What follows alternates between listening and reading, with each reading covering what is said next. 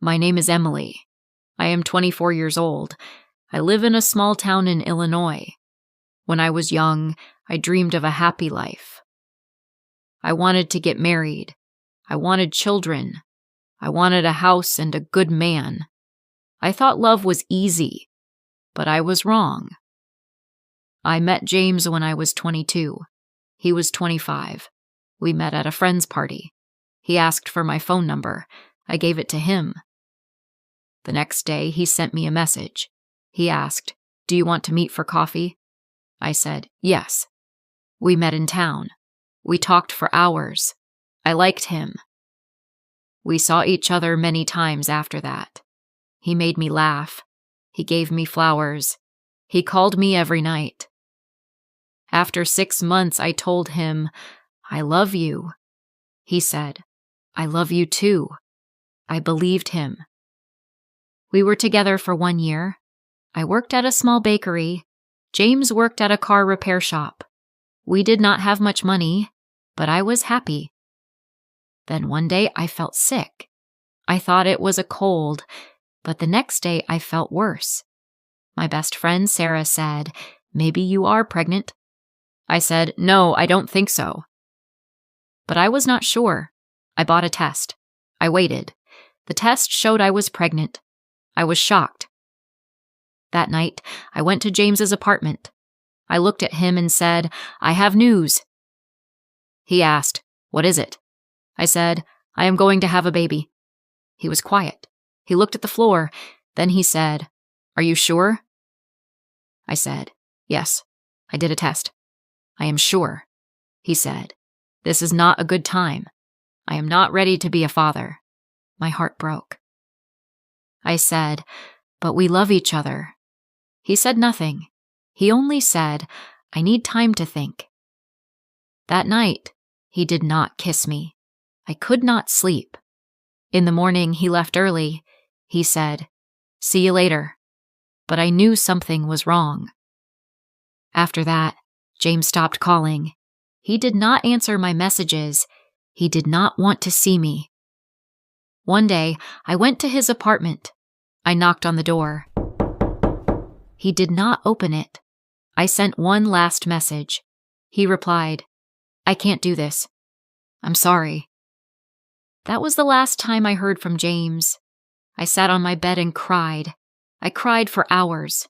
I could not believe it. I was pregnant and alone. I told my mother and father. My mother cried with me. My father said, "We are here for you, Emily." I moved back to my parents' house. Every day I felt more tired.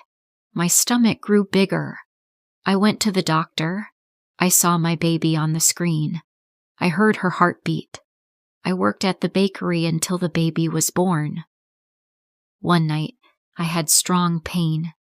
My mother took me to the hospital. The nurse said, "You are going to have the baby tonight." I was scared. I held my mother's hand. After a few hours, I heard a small cry. The nurse said, "It's a girl." They gave her to me. She was beautiful. I said, "Hello, baby. I am your mother. I named her Lily." Lily cried a lot. I was very tired. I did not sleep much.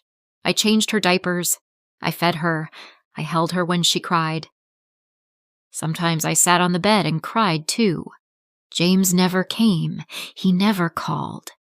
He did not ask about Lily. One day I saw him in the park. He looked at me and said nothing. I wanted to shout, "How can you leave your baby?" But I said nothing.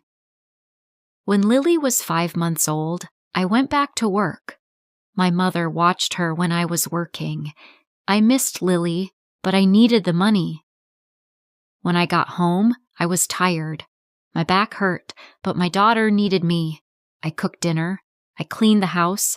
I fed Lily. I put her to sleep. I never stopped. Every day was busy. Lily grew fast. My mother helped me a lot. She held Lily when I took a shower. She made dinner when I was tired. My father did not talk much, but he played with Lily. I was thankful for my parents. Sometimes I saw James in town, but he never said hello. Money was a big problem. My job at the bakery did not pay much. I bought only what we needed: baby food, diapers, and clothes. I did not buy clothes for myself. I wore old shirts. I did not care about how I looked. I only cared about Lily. When Lily was sick, I stayed home. My boss was not happy. He said, "You can't miss so many days." I said, "My baby needs me." He said, "Be careful. You need this job." I felt scared. I did not want to lose my job. I needed it for Lily. Time went by. Lily turned 2. One Sunday, I took her to the park. She ran on the grass. Then I saw James again.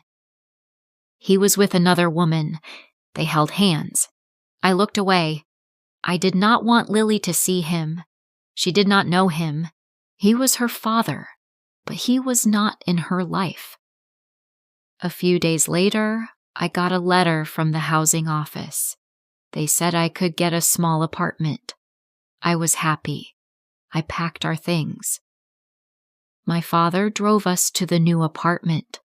The apartment had 1 bedroom and a small kitchen. In the new apartment, life was hard. I worked. I took care of Lily. I paid rent. I cooked simple meals. Some nights I felt lonely. I missed talking to someone. But I never missed James.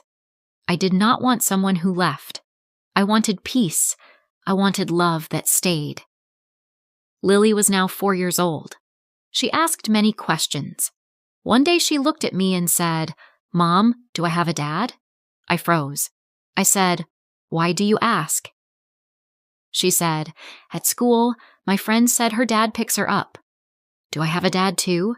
I said, "Yes, you have a dad, but he does not live with us." She asked, "Why not?" I said, "He made a choice. He did not want to stay." She looked at me and said, "But I have you." I smiled and kissed her head. "Yes," I said, "you have me, and I will never leave."